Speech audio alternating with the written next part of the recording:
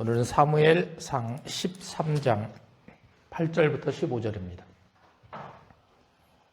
427면, 구약성경 427면입니다. 사무엘상 13장 8절부터 15절 다 같이 합독하겠습니다. 시작. 사울은 사무엘이 정한 기한대로 이레 동안을 기다렸으나 사무엘이 길갈로 오지 아니하매 백성이 사울에게서 흩어지는지라. 사울이 이르되 번제와 화목제물을 이리로 가져오라 하여 번제를 드렸더니 번제 드리기를 마치자 사무엘이 온지라.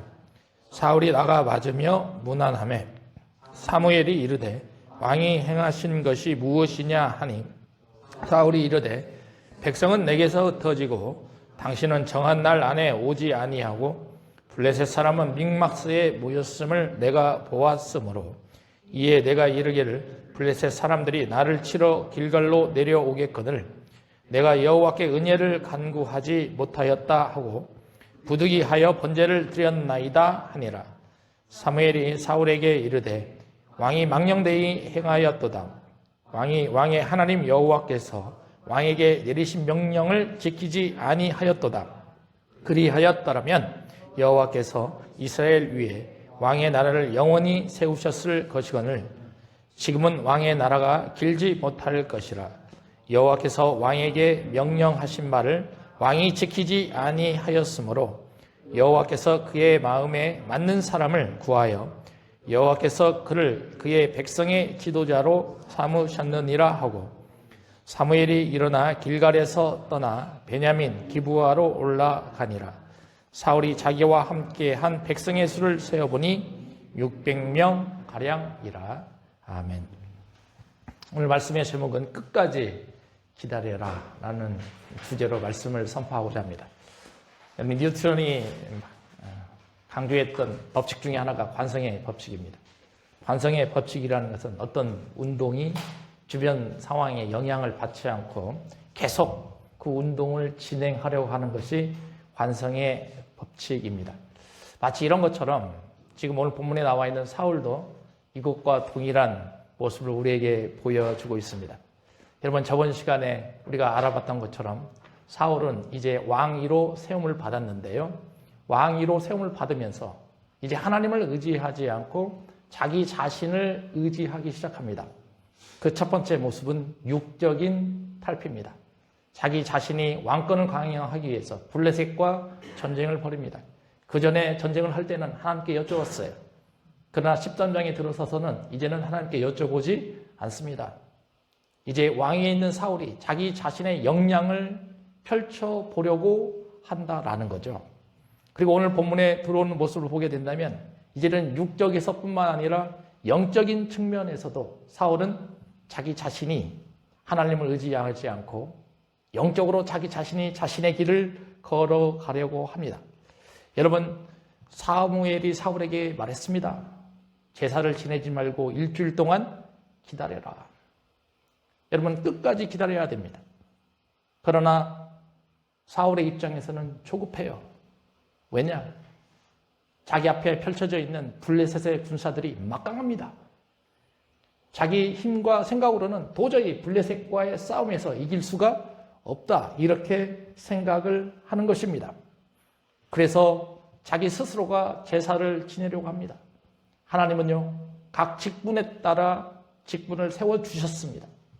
특히 제사만큼은 제사장들에게 일이 맺습니다.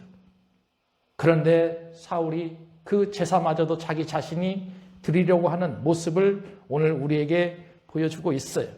근데 놀라운 사실은 무엇이냐?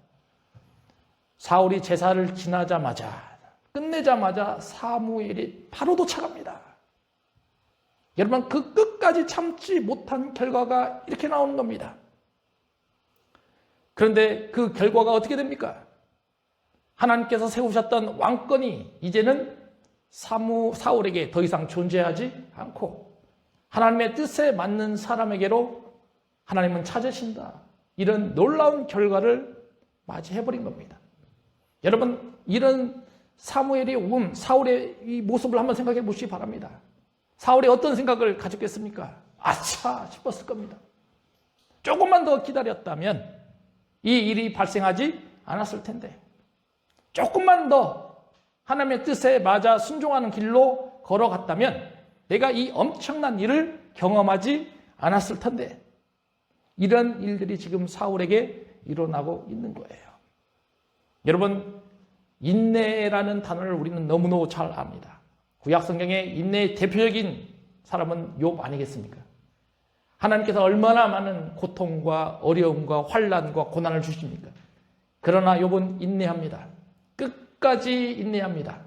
그리고 하나님의 길이 무엇인지 알아갈 때까지 참고 인내하며 하나님으로부터 놀라운 축복을 받습니다. 그래서 야고보서에 보면, 야고보서 5장에 보면 인내로 대표적인 표현을 욥이다 이렇게 표현을 하고 있습니다. 그리고 두 번째 나오는 사람이 엘리야입니다. 엘리야의 기도입니다. 기도를 할 때도 인내를 가지고 기도를 하라. 야고보서 기자는 그렇게 표현을 합니다. 끝까지 기도라는 겁니다. 비가 오지 않기를 기도했습니다. 끝까지 기도했습니다. 그러니 3년 반 동안 비가 오지 않았습니다. 다시 비가 오기를 기도했습니다. 이제는 기도하는 방법이 다릅니다. 무릎을 꿇고 자신의 머리를 무릎 안에 조아리면서, 그러면서 끝까지 기도합니다. 그랬을 때 하나님께서는 놀라우신 은혜의 역사를 부어주셨습니다. 갑자기 3년 반 동안 내리지 않았던 비가 이스라엘 땅에 내려오기 시작한다라는 거죠. 여러분, 그만큼 우리 인생은 기다림의 연속입니다. 우리 신앙은 기다림에서 벗어날 수가 없어요. 그러면 그 기다림이 언제까지 가야 되느냐? 오늘 본문에 나와 있는 것처럼, 제목처럼 끝까지 기다려야 됩니다. 도중에서 멈추시면 안 된다라는 거예요. 오늘 말씀을 통해서 우리의 신앙이 끝까지 기다려가는 그런 신앙으로 성찰하시는 시간이 되셨으면 좋겠어요. 여러분들에게 그런 은혜가 있길 기도합니다. 여러분, 우리 신앙 중에 가장 중요한 단어는 소망일 겁니다. 소망은 하나님의 비전입니다. 하나님이 세워주신 그 비전을 찾아가는 것이 바로 소망일 겁니다. 그러면 우리는 그 소망을 이루어가기 위해서는 반드시 하나님이 우리와 함께 하시기를 원하십니다. 그런데 문제가 생기죠. 언제 문제가 생기느냐? 하나님이 함께 하심이 없을 때 문제가 생기는 거예요. 그때에 우리의 신앙은 흔들리기 시작할 것입니다. 그렇게 좋았던 나의 믿음, 그런데 어느 순간 그 믿음도 사라져 버립니다. 어느 순간 하나님을 향한 의존성에서 벗어나기 시작할 겁니다. 그리고 하나님은 없어지고 내가 중심이 돼서 자기 중심적인 삶의 연속으로 내 신앙이 인도해 가기 시작할 거라는 거죠. 왜 하나님께서 이런 일들을 우리에게 보여주셨을까요? 다른 게 아닙니다. 너희의 신앙의 길은 너희가 개척해 가고 너희들이 길을 걸어가는 것이 아니라 반드시 하나님의 인도하심을 바라봐야 된다는 거예요. 여러분, 오늘 본문에서 끝까지 인내하지 못하고 기다리지 못했던 사울의 신앙의 특징을 3가지 정도로 찾아갈 수가 있습니다. 여러분, 그 첫 번째가 하나님의 길을 잃어버린 사울입니다. 왜 신앙을 잃어버렸을까요? 틀림없이 사무엘은요, 7일 동안 기다리라고 했습니다. 왜 기다리라고 했겠습니까? 이유가 있지 않겠습니까? 여러분, 고대 전쟁을 한번 생각해 보실 필요가 있습니다. 고대 전쟁은요, 전쟁에 나아갔을 때에 신들끼리의 전쟁이라 이렇게 생각을 했습니다. 그래서 전쟁에 임하는 모든 군사들은 반드시 자기들이 섬기고 있는 신들에게 제사를 지냈습니다. 예배를 드렸습니다. 지금은 이런 일들이 잘 없겠지만 제가 군대 생활을 할 때만 해도 큰 훈련이 있었을 때요, 목사님들을 초청했습니다. 그리고 예배 드렸습니다. 또 어떤 지휘관들은 불교를 믿는다고 한다면 스님을 초청해서 또 그 스님을 통해서 제사를 드렸어요. 왜? 훈련하면서 아무런 일이 없도록 요구하는 거죠. 저도 백령도에 있을 때 그것을 경험을 했었습니다. 마치 이런 것처럼 고대 전쟁에는 자신들의 신이 있었어요. 그리고 자신들이 전쟁을 하는 것 같지만 사실은 신들이 전쟁을 한다. 이렇게 표현을 하는 거죠. 그런데 사울의 입장은 지금 굉장히 급합니다. 자기가 봤을 때 블레셋 군이 만만치가 않아요. 그리고 자기 주변에 있는 이스라엘 군들이 다 도망가기 시작합니다. 그러니 하루빨리 제사를 드리기를 원하는 사울의 마음을 우리는 읽어갈 수가 있습니다. 그러나 사무엘은 그렇게 하질 않아요. 7일 동안 기다려라. 납득이 되질 않습니다. 왜 사무엘이 그렇게 기다리라고 했을까? 너는 너의 길을 가지 말아라는 거예요. 7일 동안의 시간이 힘들고 어렵지만 하나님이 너를 향한 길이 있다라는 겁니다. 그 길로 들어서기를 원한다라는 거죠. 근데 지금 사울은 그렇게 하질 못하고 있습니다. 왜냐? 인내가 부족합니다. 끝까지 기다리지 못합니다. 그러니 끝까지 기다리지 못하니까 하나님의 길은 없어져 버리고 사람 중심의 길이 서서히 나타나기 시작합니다. 사울에게만 적용되는 겁니까? 우리는 어떻습니까? 우리의 신앙생활이 이러지 않습니까? 우리 신앙생활 하면서 나의 자신을 한번 성찰해 보시기 바랍니다. 왜 하나님은 나에게 기다리고 하실까? 내 생각은 지금이 적기인데 왜 하나님은 지금의 적기를 사용하지 않으실까? 그러면서 불안감과 안타까움이 내 앞에 놓여져 있는 그런 경험들을 우리는 많이 보실 것입니다. 여러분, 그러나 하나님은 반드시 정한 때가 있으십니다. 예수님을 이 땅에 보내실 때도 한번 생각해 보시기 바랍니다. 갈라디아서 4장 4장을 보십시오. 때가 참에 하나님이 정하신 때에 예수 그리스도를 이 땅에 보내주셨습니다. 사도행전 1장 7절을 보십시오. 이제 예수 그리스도께서 하늘에 올라가셔서 재림하실 때가 됩니다. 그러나 그 재림하실 때조차도 우리가 알 바가 아니요. 하나님이 정하신 때가 있다라는 것입니다. 여러분, 그러니 우리가 하나님의 정하신 때가 언제까지인지 정확히 알지는 모르겠지만 그때까지 우리는 끝까지 기다려야 됩니다. 인내하면서 끝까지 하나님의 뜻이 무엇인지 성찰하셔야 된다는 거예요. 여러분, 끝까지 기다리지 못하는 사울의 두 번째 특징이 나타납니다. 11절입니다. 11절을 같이 읽어봅니다. 같이 읽습니다. 시작. 사무엘이 이르되 왕이 행하신 것이 무엇이냐 하니 사울이 이르되 백성은 내게서 흩어지고 당신은 정한 날 안에 오지 아니하고 블레셋 사람은 믹마스에 모였음을 내가 보았으므로 이렇게 됐어요. 여러분, 이제 사무엘은요 자기 중심적인 삶을 살아가니까요 하나님을 두려워하지 않습니다. 하나님을 두려워하지 않으니까요 하나님이 보이지 않습니다. 세상에 있는 일이 눈에 보이기 시작합니다. 사울의 눈에 보이는 것은 믹마스에 모여있는 블레셋 사람들이 눈에 확 보이기 시작하는 거예요. 이것이 특징입니다. 세상이 눈에 보이니까 끝까지 기다리지 못합니다. 도중에 포기합니다.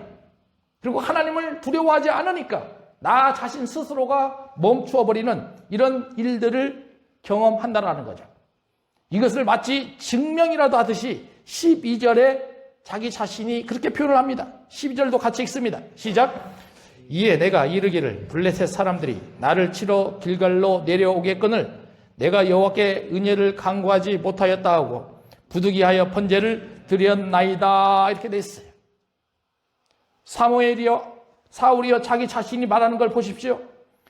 12절에 세번역본을 보면 더 자세히 나와 있습니다. 12절 다음 세번역본을 보시기 바랍니다. 이러다가는 제가 주님께 은혜를 구하기도 전에 이렇게 돼 있어요. 주님께 은혜를 구하기도 전에 하나님께 얼굴을 보지 않는다라는 거예요. 하나님께 기도하지 않는다라는 겁니다. 그리고 블레셋 사람이 길갈로 내려와서 칠 것 같은 생각이 들었다라는 것은 블레셋이 두렵다라는 거죠. 그리고 마지막에 그렇게 돼 있습니다. 어쩔 수 없이 나는 제사를 드릴 수밖에 없었습니다. 여러분, 핑계 아닙니까? 핑계입니다. 세상을 보니까 하나님을 두려워하지 않으니까 이제는 핑계를 대기 시작하는 이런 사울의 모습을 볼 수 있어요. 그러면 사울의 마음을 읽어낼 수 있습니다. 이제 사울은 자신 마음속에 있는 하나님은 없어집니다.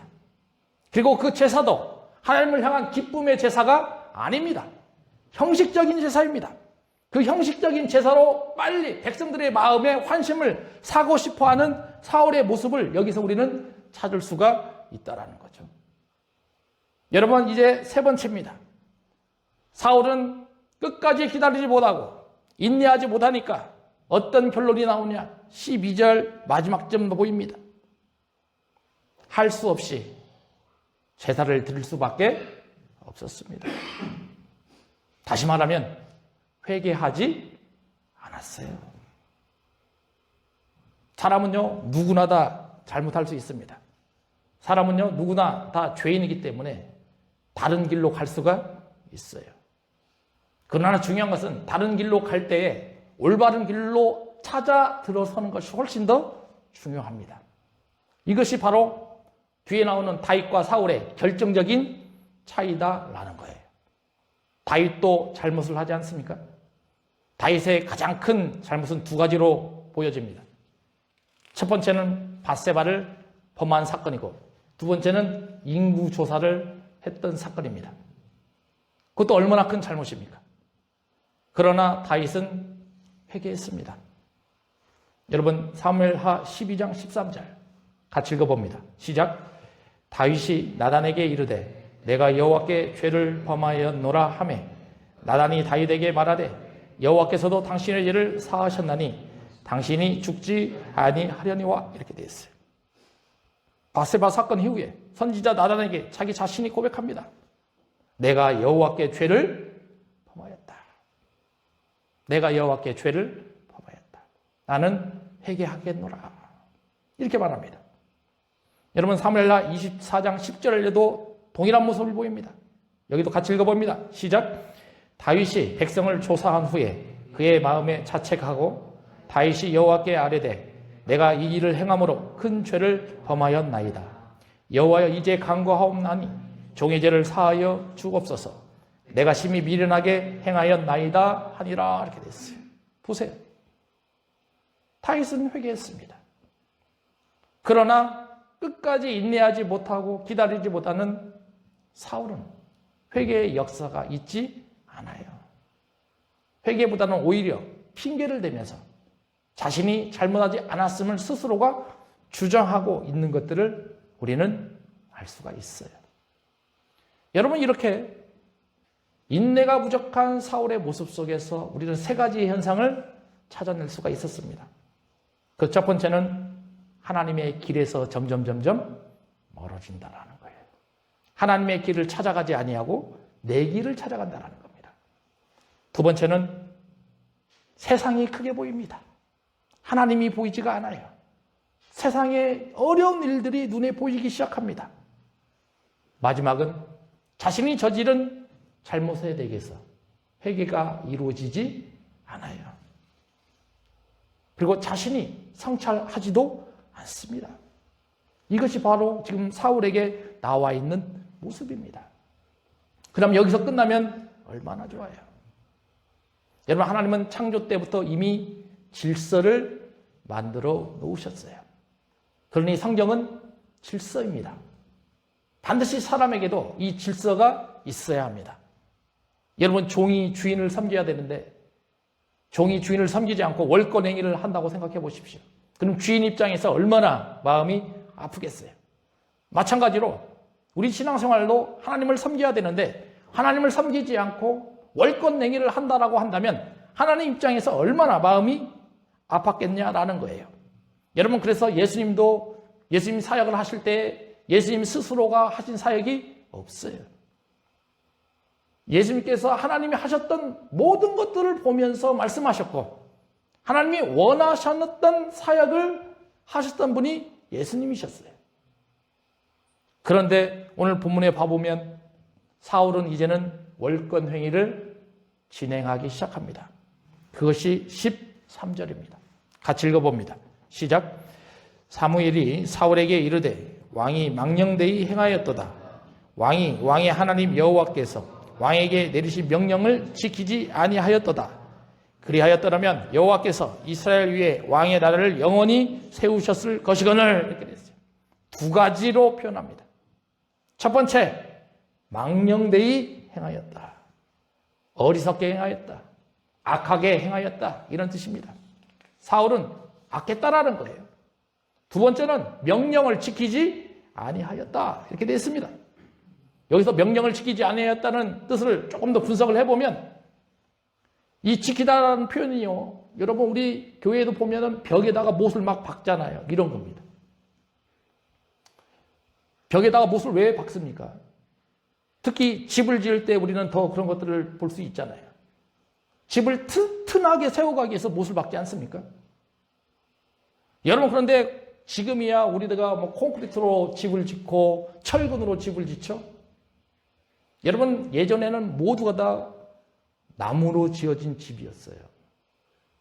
그리고 철도 없었잖아요, 이 당시에는. 그러면 못을 사용할 때 무슨 못을 사용했냐면 나무 못을 사용을 했습니다. 단단히 교정하기 위해서 한 거죠. 그런데 그 나무 못이 빼어져 버린다 생각을 해보시기 바랍니다. 그러면 건강하고 탄탄하게 지으려고 했던 집이 어떻게 되어버립니까? 한순간에 무너져 버려요. 마치 이런 겁니다. 마치 이런 것처럼 사울이 자기 자신이 하나님께서 말씀해 놓으셨고 하나님께서 약속해 놓으셨던 그 말씀을 지키질 않았어요. 단단히 벽에다가 나무에다가 못을 박아내야 되는데 그 무엇을 스스로가 빼버린 겁니다. 그러니까 집은 무너져 버리는 거죠.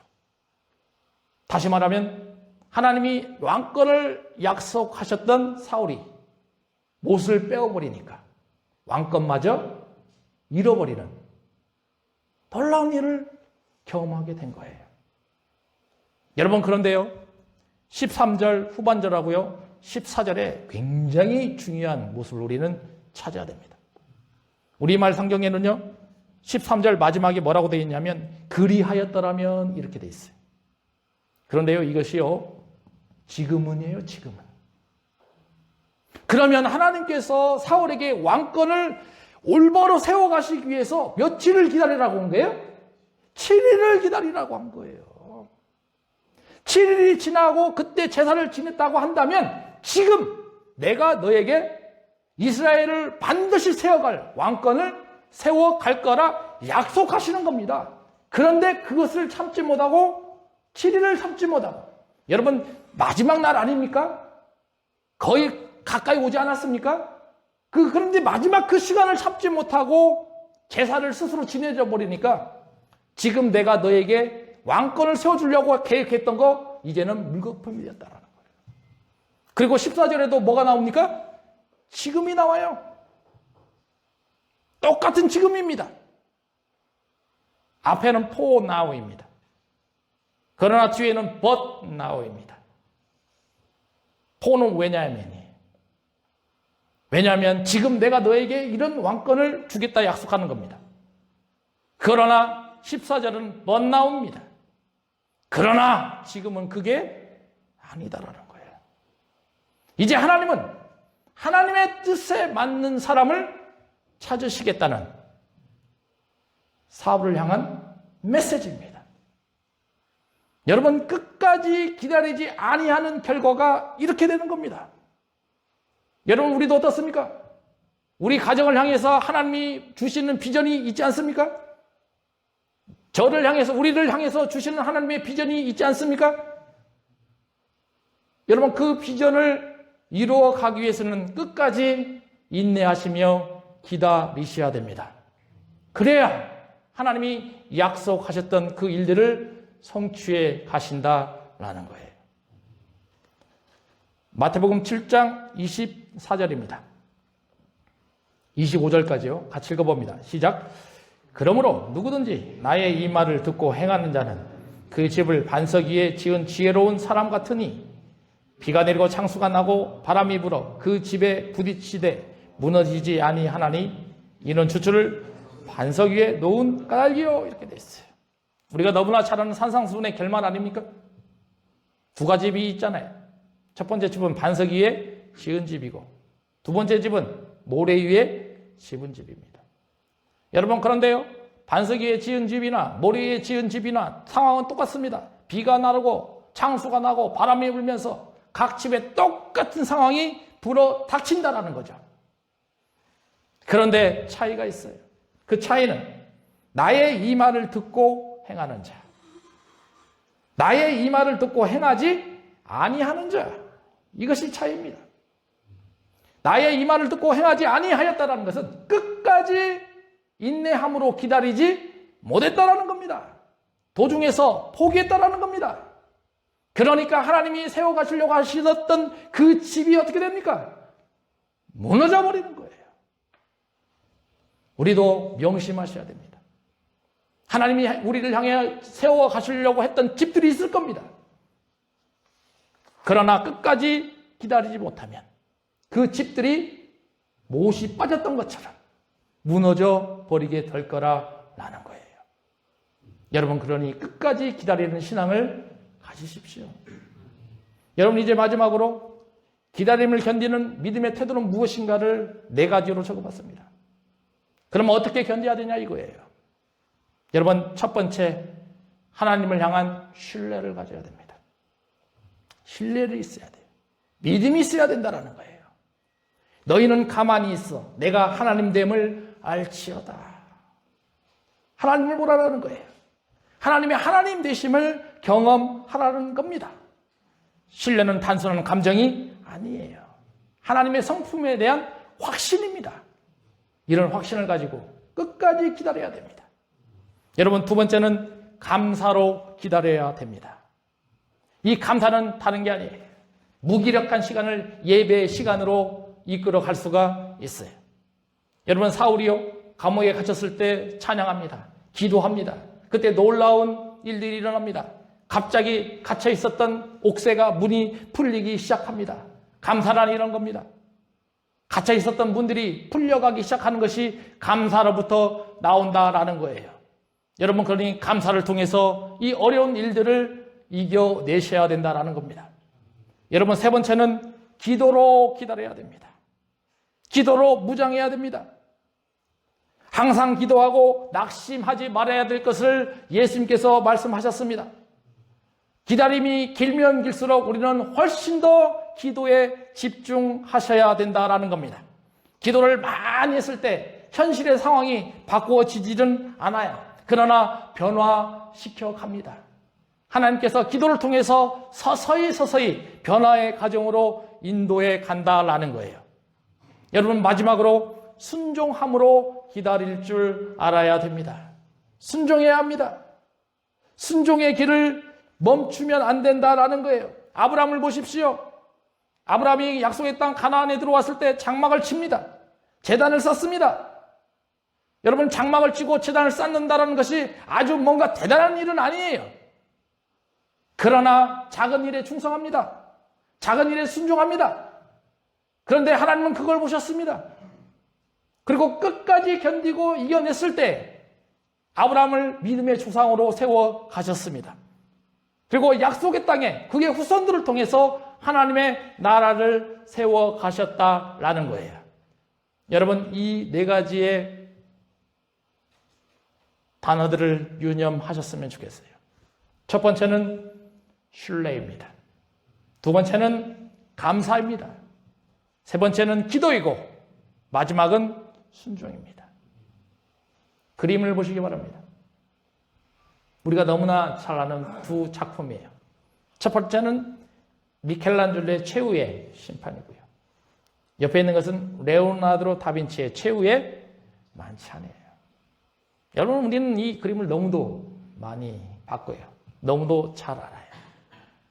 그런데요, 이 그림이 얼마 동안 그려졌는가는 잘 알지를 못합니다.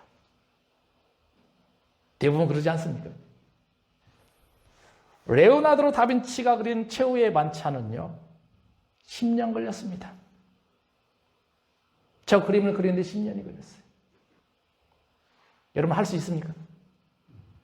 한 그림을 10년 동안 그릴 수 있습니까? 그러나 그립니다. 레오나르도 다빈치는 자신의 생각으로 그림을 그리지 않았습니다. 끝까지 기다렸습니다. 끝까지 인내했습니다. 하나님이 주시는 영감이 있을 때마다 그림을 그리기 시작합니다. 그때 완성된 그림이 최후의 만찬이에요. 그리고 그 옆에 있는 최후의 심판은요, 미켈란젤로의 작품 아닙니까? 이것은 8년 걸렸어요. 똑같습니다. 근데 더 놀라운 것은 이 미켈란젤로는 이 최후의 심판이라는 작품을 만들어내기 위해서 끝까지 견디면서 2000권이나 되는 책들을 참조했습니다. 그리고 그 책을 읽어가면서 하나님이 주시는 영감이 무엇인지를 바탕으로 계속 그림을 그려갔습니다. 여러분, 끝까지 기다리는 기다림이란 이런 거 아니겠습니까? 여러분, 우리에게도 하나님이 이러한 기다림을 요구하시지 않겠습니까? 인내란 무엇입니까? 인내란 내가 결정하는 것입니까? 내가 주장하는 것입니까? 아니에요. 인내는 하나님이 결정하시고 하나님이 주장하시는 것입니다. 그리고 우리가 그 인내 속으로 들어서야 됩니다. 사울은요, 이걸 하질 못했어요. 이걸 하지 못했습니다. 도중에 포기해 버렸습니다. 도중에 포기해 버리니까 놀라운 일이 발생합니다. 하나님이 그의 곁을 떠나갔습니다. 여러분, 오늘 말씀을 정리를 해보십시다. 우리가 잘 아는 본문 내용이지 않습니까? 하나님은요, 세우시는 거 중요하게 생각하십니다. 그러나 세움을 받는 것보다 더 중요하게 생각하시는 것이 인내로 끝까지 기다리는 것입니다. 여러분, 인내로 끝까지 기다리시면서 여러분들의 신앙이 성취되시는 은혜가 있으시길 소망합니다. 기도하겠습니다. 아버지 하나님, 은혜를 감사합니다. 주님께서 오늘 말씀을 통해서 끝까지 기다리라는 메시지를 우리에게 전해주셨습니다. 우리의 신앙생활을 잘 점검하기를 소망합니다. 나는 이제 하나님의 길에 들어섰는가? 나는 세상을 두려워하는가? 나는 이제 회개하지 않고 내 의지대로 인생을 살아가고 있는가? 사울은 이 삶에서 벗어나지 못하고 끝까지 기다리지 못하고 포기해버리는 삶을 살았습니다. 그때 그에게 닥쳤던 것은 하나님의 떠남이셨습니다. 아버지 하나님, 우리도 우리 신앙생활을 잘 점검하면서 끝까지 인내하며 기다리며 하나님 바라보는 신실한 믿음의 종들로 세워 주시옵소서. 예수님의 이름으로 기도하옵나이다.